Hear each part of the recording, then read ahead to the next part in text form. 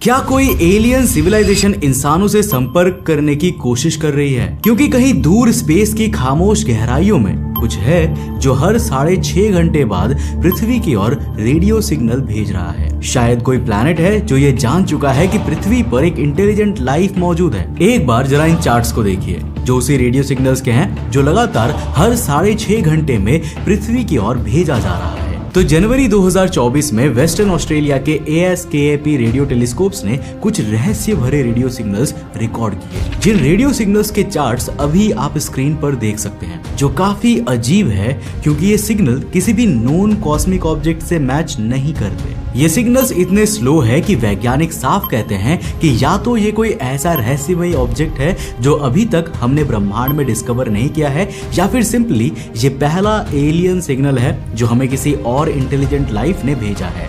और शायद ये उस सिग्नल का जवाब है जो सिग्नल हमने साल 1974 पुएर्तो रिको के एरिसीबो टेलीस्कोप से वैज्ञानिकों ने पहली बार स्पेस में एक रेडियो सिग्नल भेजा, इस उम्मीद में कि शायद उस रेडियो सिग्नल को कोई सुने और उन्हें हमारे ब्रह्मांड में मौजूदगी का पता चले।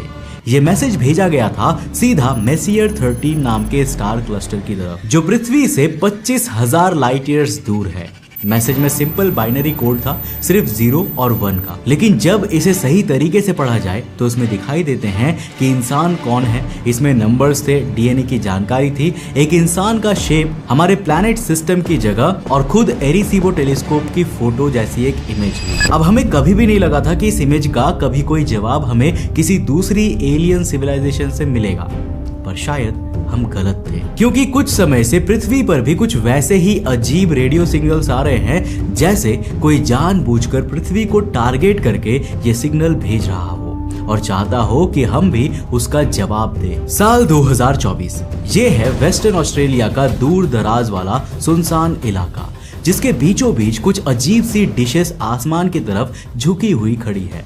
ये है ASKAP टेलीस्कोप की 36 एंटेनास, जो हर रात अंतरिक्ष में होने वाली अजीब एक्टिविटीज जैसे कि सुपरनोवा या ब्लैक होल कोलिजन को ऑब्जर्व करता रहता है। और आज तक इसने ब्रह्मांड में ऐसा कुछ नहीं देखा था जो विज्ञान एक्सप्लेन ना कर सके, until 2024 जब इसे अंतरिक्ष की गहराइयों से आता हुआ ये अजीब सा रेडियो सिग्नल मिला। वैज्ञानिकों ने पहले सोचा कि शायद कोई ग्लिच होगा, लेकिन ठीक 6 घंटे 27 मिनट बाद वही सिग्नल दोबारा से आया। और यही पल था जब सब समझ गए थे कि ये कोई आम सिग्नल नहीं है, बल्कि कुछ ना कुछ तो ब्रह्मांड के उस कोने में है जो जानबूझकर पृथ्वी की ओर ये रहस्य भरे रेडियो सिग्नल्स भेज रहा है। क्योंकि हमारी फिजिक्स की भी जो घूमते हुए रेडियो सिग्नल भेजते हैं ना, उनकी घूमने की रफ्तार भी हर सेकंड में कई हजार गुना होती है। यानी वो जो सिग्नल्स प्रोड्यूस करते हैं वो इतने प्रीसियस और तेज होते हैं कि हर सेकंड में हजारों बार धीमे रेडियो पल्सेस लगातार पूरे ब्रह्मांड में बिखेरते रहते हैं। इन शॉर्ट कहा जाए तो ना तो वो टारगेटेड होते हैं और ना ही घंटों जैसे अंतराल में घूमकर सिग्नल्स भेजते हैं। इसीलिए हमें आज तक ब्रह्मांड में कोई ऐसा पल्सार नहीं मिला है जो कुछ मिनट से ज्यादा के गैप में घूमता हो। यानी पृथ्वी की ओर लगातार आ रहे ये सिग्नल्स किसी पल्सार के तो बिल्कुल भी नहीं है। अब जैसे ही इन सिग्नल्स के पृथ्वी की तरफ आने की खबर फैली, उसके बाद कई और ऑब्जर्वेटरीज ने भी अपने एंटीनाज इन सिग्नल्स की तरफ घुमा लिया ताकि वो इनके राज को सुलझा सके। और इन्हीं में से एक ऑब्जर्वेटरी थी साउथ अफ्रीका की मीरकाट ऑब्जर्वेटरी, जो दुनिया के सबसे सेंसिटिव रेडियो टेलीस्कोप्स में से एक है। एंड शॉकिंगली इस ऑब्जर्वेटरी ने भी इन रेडियो सिग्नल्स को उसी 6.5 घंटे के टाइम ट्रेवल्स में रिकॉर्ड किया। पर यहाँ एक और अजीब बात थी, क्योंकि इस ऑब्जर्वेटरी ने इन रेडियो सिग्नल्स के साथ एक और अजीब सिग्नल भी रिकॉर्ड की, जो आ तो उसी अंतरिक्ष के लोकेशन से रहा था, पर यह सिग्नल उन्हीं 6.5 घंटे के गैप के बीच में 3.2 आवर्स बाद आता था। यानी पहला सिग्नल 6.5 घंटे बाद रिपीट होता था, जबकि दूसरा सिग्नल उन घंटों के बीच हर 3.2 घंटों बाद रिपीट होता था। अब देखो, ये एक ऐसा पैटर्न है ना जो हमें न्यूट्रॉन स्टार्स में देखने को मिलता है, जहां 2 अलग अलग फ्रीक्वेंसीज के रेडियो सिग्नल्स अलग टाइम फ्रेम पर न्यूट्रॉन स्टार के रेडिएशन के साथ जेनरेट होते हैं। देखो, न्यूट्रॉन स्टार्स भी ना बहुत तेजी से घूमते हुए रेडियो सिग्नल्स भेजते हैं, लेकिन 3 से 6 घंटे का डिले ये भी किसी न्यूट्रॉन स्टार में ऑब्जर्व नहीं किया गया, क्योंकि हमारी फिजिक्स की किताबें साफ कहती हैं कि अगर कोई न्यूट्रॉन स्टार इतनी धीमी गति से घूमेगा तो उसका मैग्नेटोस्फीयर यानी कि चुंबकीय क्षेत्र टूट जाता है और वो किसी भी तरह की रेडिएशन भेजना बंद कर देता है। वैज्ञानिक इसे कहते हैं पल्सार डेथ लाइन, यानी वो सीमा जिसके बाद कोई भी पल्सार मरा हुआ माना जाता है। लेकिन अगर ये पल्सार नहीं है, न्यूट्रॉन स्टार भी नहीं है, तो फिर ये सिग्नल आ कैसे रहा था? ये सवाल वैज्ञानिकों के दिमाग में चल ही रहा था कि एक और बड़ा खुलासा हुआ, क्योंकि जब वैज्ञानिकों ने इस तरह के सिग्नल्स के बारे में और जानकारी इकट्ठा करने की कोशिश की तो एक शॉकिंग फैक्ट सामने आया कि ये मिस्टीरियस रेडियो सिग्नल आज से 30 साल पहले भी पृथ्वी पर सुना गया था। तो 90s के दौरान पैन-स्टारर्स और VPHAS यानी कि VST फोटोमेट्रिक एच सर्वे ने अंतरिक्ष से आते हुए एक रहस्यमयी सिग्नल को रिकॉर्ड किया, पर उस समय जब इसका कोई एक्सप्लेनेशन नहीं मिला तो इस डेटा को इग्नोर कर दिया गया। एंड शॉकिंगली ये वही रेडियो सिग्नल था जो हमने रिसेंटली साल 2024 में ऑस्ट्रेलिया में रिकॉर्ड किया है। पर आखिर क्यों इस सिग्नल को हमारी आज की विज्ञान एक्सप्लेन नहीं कर पा रही है, और हम क्यों इतने श्योर है कि ये कोई अनडिस्कवर्ड न्यूट्रॉन स्टार या पल्सार नहीं है? तो देखो, ये पहली बार नहीं है जब वैज्ञानिकों को ऐसे अजीब रेडियो सिग्नल्स मिले हैं। फॉर एग्जाम्पल, साल 2018 में एक ऐसा ही रेडियो सिग्नल मिला जो 18 मिनट के अंतराल पर रिपीट हो रहा था, लेकिन वो सिर्फ 3 महीने तक एक्टिव रहा। इसके अलावा 2022 में मीरकाट टेलीस्कोप ने भी एक 21 मिनट की रिपीट होने वाला रेडियो सिग्नल को डिटेक्ट किया था। पर इन सब केसेस में ना वैज्ञानिकों ने किसी अजीब और डरावनी थियरी की तरफ जाने के बजाय एक साइंटिफिक एक्सप्लेनेशन देने की ही कोशिश की। अब चाहे भले ही वो हमारी फिजिक्स और यूनिवर्स की करंट अंडरस्टैंडिंग में फिट ना बैठती हो, इसी वजह से इन पुरानी कुछ मिनट में रिपीट होने वाली रेडियो सिग्नल्स को हम आज भी यूनिवर्स के ऐसे पल्सार्स के रेडियो बर्स्ट के रूप में ही क्लासीफाई करते हैं, जिन पल्सार्स को शायद हम अभी डायरेक्ट ऑब्जर्व नहीं कर पाए हैं, और शायद वो एक ऐसे हिडन फिजिक्स पर काम कर रहे हैं जिसके बारे में हमें कुछ भी नहीं पता है। इसीलिए शायद ये रेडियो सिग्नल्स हमें इतने रहस्य भरे लग रहे हैं। पर जब से वैज्ञानिकों ने साल 2024 में डिटेक्ट किए गए ये 6.5 घंटे की रिपीटेशन वाले रेडियो सिग्नल्स को देखा ना, तब से लगता है कि शायद हम जानबूझकर रियलिटी से भाग रहे हैं। क्योंकि जैसा हमने समझा, ब्रह्मांड के रूल्स ही अलाउ नहीं करते कि कोई पल्सार या इवन कोई न्यूट्रॉन स्टार इतनी धीमी गति से मूव करे। ये तो एक प्लैनेट के अपने एक्सिस पर रोटेशन की तरह है। मानो ये सिग्नल ऐसे ग्रह से आ रहे हैं जो बार बार कुछ 6.5 घंटे में अपने एक्सिस पर एक रोटेशन पूरा करता हो, जो कि संभव है क्योंकि हमारे सोलर सिस्टम में भी कई प्लैनेट्स और मून्स हैं जो 6 से 9 घंटे में अपना रोटेशन कंप्लीट करता है। फॉर एग्जांपल, यूरेनस का मून साइकोराक्स जो 6.9 आवर्स में अपना रोटेशन कंप्लीट करता है, और ग्रहों में जुपिटर और सैटर्न प्लैनेट्स भी 9 से 10 घंटे में अपना रोटेशन पूरा करती है। तो क्या ये सच में किसी एलियन ग्रह से आने वाला कोई रेडियो सिग्नल है? तो देखो, स्पेस की हिस्ट्री में कुछ खोजें ऐसी होती है जो सिर्फ नए जवाब नहीं लाती बल्कि पुराने सवालों को तोड़कर फेंक देती है। ASKAP J18390756 भी वैसे ही एक खोज थी। हर 6.5 घंटे बाद आने वाला ये रेडियो पल्स अब कोई नॉर्मल पीरियोडिक एनोमली नहीं रहा, ये एक कॉस्मिक आइडेंटिटी क्राइसिस बन चुका था। ऐसी चीज जो ना तो हमारी टेक्स्ट बुक्स में थी और ना ही हमारी सोच के दायरे में।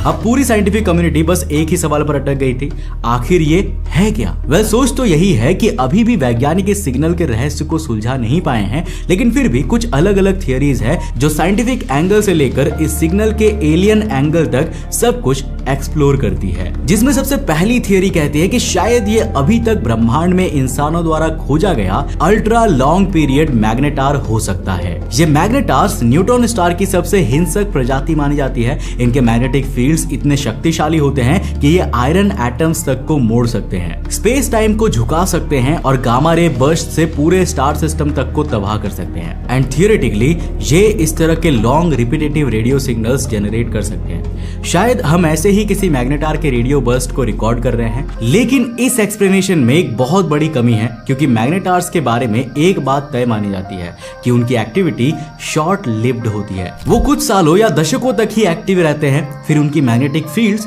धीरे धीरे डीके होने लगता है और वो खामोश हो जाते हैं। और इनकी यही खासियत सबसे बड़ी दिक्कत है हमारी एक्सप्लेनेशन में, क्योंकि जब पहली बार 2024 में 6.5 घंटे में रिपीट होने वाले रेडियो सिग्नल्स को हमने रिकॉर्ड किया ना, तो हमने कुछ पुराने सर्वे रिकॉर्ड्स भी खंगाले। और जैसे ही हमने देखा कि 30 साल पहले से इंसानों को स्पेस की सेम डायरेक्शन से ये सेम सिग्नल्स आ रहे हैं, जो कि मैग्नेटार्स के साथ पॉसिबल नहीं है, क्योंकि उनकी लाइफ इतनी लंबी होती ही नहीं है। जिसके बाद हम आते हैं अपनी सेकेंड थियरी पर, दूसरी थियरी कहती है कि ये मिस्टीरियस सिग्नल्स किसी मैग्नेटार द्वारा नहीं बल्कि मैग्नेटिक व्हाइट ड्वार्फ पल्सर द्वारा जनरेट हो रहा है। देखो, व्हाइट ड्वार्फ्स वो बर्न्ड आउट स्टार्स होते हैं ना, जो न्यूट्रॉन स्टार से थोड़े बड़े होते हैं और उनकी घूमने की रफ्तार भी धीमी घंटों में होती है। और हमें कुछ समय पहले AR स्कॉर्पियाई नाम का ये ऑब्जेक्ट मिला था जिसने ये साबित किया कि व्हाइट ड्वार्फ भी पल्सार जैसे सिग्नल्स दे सकते हैं। लेकिन AR स्कॉर्पियाई एक बाइनरी सिस्टम था, यानी उसके पास एक साथी तारा भी था जिससे वो एनर्जी ले रहा था, जिससे वो बिना फास्ट रोटेशन के भी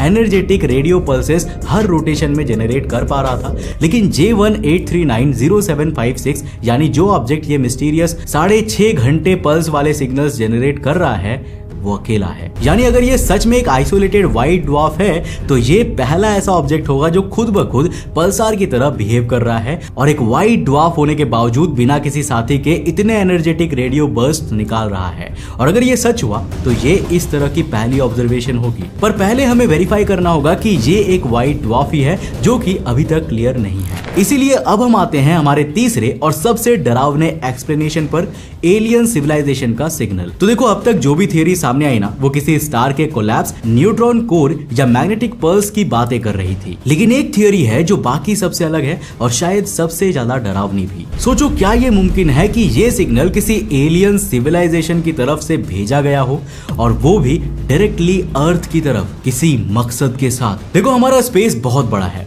और हमारी टेक्नोलॉजी के हिसाब से ऑलमोस्ट इनफाइनाइट भी है। लेकिन अगर कोई ऐसी इंटेलिजेंट स्पीसीज है जो हमसे लाखों साल आगे हैं, जिसने अपनी गैलेक्सी में हजारों प्लैनेट्स को ऑब्जर्व किया है, तो शायद उन्होंने अर्थ के बारे में भी कुछ नोटिस किया ही होगा। मे बी उन्होंने हमारी सैटेलाइट सिग्नल्स पकड़ी हो या हमारी 100 साल पुरानी रेडियो वेव्स उनके इंस्ट्रूमेंट्स तक पहुंच चुकी हो और अब वो हमसे कांटेक्ट करना चाह रहे हो। और ये J18390756 कोई पल्सार, न्यूट्रॉन स्टार, मैग्नेटार या व्हाइट ड्वार्फ ना होकर सिंपली एक ग्रह हो जो ये जानना चाहता हो कि क्या वहां पर कोई है। और अगर ये सच है तो आपके मन में एक सवाल आएगा कि क्या वैज्ञानिकों को इस सिग्नल का जवाब देना चाहिए, अंतरिक्ष के उसी डायरेक्शन में एक और रेडियो सिग्नल भेजना चाहिए। वेल, अब अगर ये सिग्नल किसी एडवांस सिविलाइजेशन का है तो ये मान लेना चाहिए कि वो हमें बहुत पहले से देख रहे होंगे। और अगर वो टाइप 2 या टाइप 3 सिविलाइजेशन है, यानी ऐसे बीइंग्स जो स्टार्स की पूरी एनर्जी को हार्नेस कर सकती है, तो उनके लिए अर्थ बस एक छोटा सा ब्लू डॉट होगा, शायद एक क्यूरियोसिटी, एक एक्सपेरिमेंट। और अगर उन्हें कंफर्मेशन मिल गया है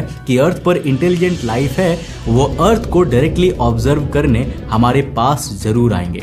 बिल्कुल वैसे ही जैसे क्यूरियोसिटी में हम इंसान मार्स या सोलर सिस्टम के दूर ग्रहों पर जीवन की खोज करते रहते हैं। और अगर हम उन्हें कभी मिले ना, तो वो दिन दूर नहीं है जब हम भी वहां जाने की तैयारी शुरू कर देंगे। यानी अगर हमने इन रेडियो सिग्नल्स का जवाब दिया तो मतलब होगा कि हम भी उन एलियंस को अर्थ पर इन्वाइट कर रहे हैं। लेकिन क्या ये सही होगा? क्या किसी इतनी एडवांस्ड स्पीसीज का हमसे फेस टू फेस कांटेक्ट में आना इंसानों के लिए सेफ होगा? क्योंकि हमारे लिए वो किसी भगवान जैसे लग सकते हैं, लेकिन उनके लिए हम शायद एक बायोलॉजी लैब के माइक्रो ऑर्गेनिज्म से ज्यादा कुछ नहीं होंगे। और अगर एक दिन वो डिसाइड करे कि हम उनके काम के नहीं हैं, तो क्या होगा? किसी एलियन रेस का अटेंशन मिलना शायद पहली नजर में एक्साइटिंग लगे, लेकिन जब उनकी इंटेलिजेंस और पावर हमारी समझ से बाहर हो तो ये एक्साइटमेंट जल्द ही फियर में बदल सकती है। तो अगर ये सिग्नल सच में एलियन ओरिजिन का है तो ये बस एक फ्रेंडली हेलो नहीं है, ये एक टेस्ट है। ये देखा जा रहा है कि क्या हम सुन पा रहे हैं या नहीं, क्या हम रेडी है कांटेक्ट के लिए, और सबसे बड़ी बात, क्या हम समझदार हैं ये डिसाइड करने के लिए कि जवाब देना भी चाहिए या नहीं। वैसे अब मैं आपसे जानना चाहूंगा कि आपको क्या लगता है। तो फ्रेंड्स, हमारी जानकारी कैसी लगी? अगर हमारी जानकारी आपके लिए अच्छी लगी हो तो कमेंट्स बॉक्स में हमें लिखकर बताएं। और ऐसी लेटेस्ट न्यूज़ के साथ मिलते रहेंगे हम आपसे। तब तक के लिए जय हिंद, जय भारत।